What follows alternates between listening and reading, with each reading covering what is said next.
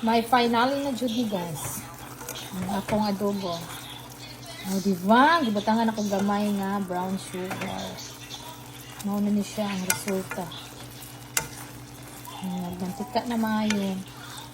O diba? Super lamig na. Yes, super yummy. So, nagluto po rice. Sa mga unat tilawa na to. Lalamig kayo siya guys. Tanawan. Ganito ako magluto ng adobo. Mas lalong masarap to pag ano to siya guys. Pag bisaya na manok. Mas lalong masarap ito.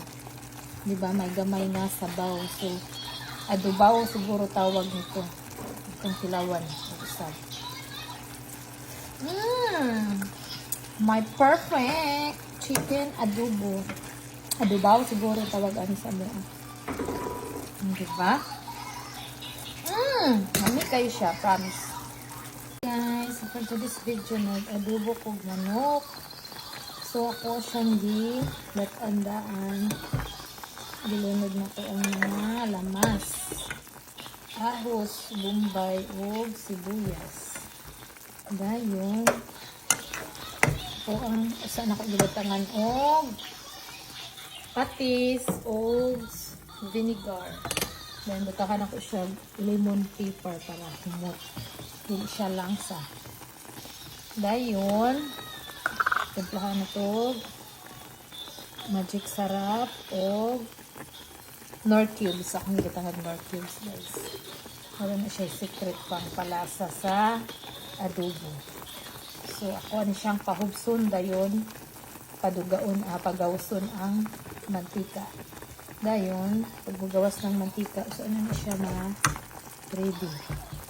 Hindi ba? Na siya'y panit sa manok, unod sa manok. Dayon, pahugason ako ang tubig.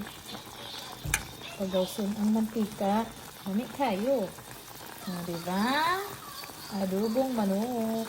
Atong i-check ang ato ang chicken adobo. Oh, diba? Lamig na kaayo. Adobo na siya gnawong. Tuwan siyang pahugsan. Tuwan siyang i-flip over. Then, isa na pagutangan o oyster sauce. Hindi pa hubas na ko. Gawas ng mantika. Dagan pa siya siya bibiga. So, hubason pa siya siya. Hantod. Mawang diga. Tilawa na to ay timplahan na doon. May chicken adobo.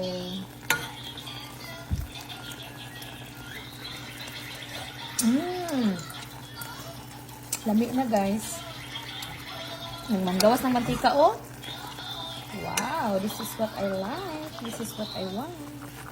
Dahil maglungag ko og rice.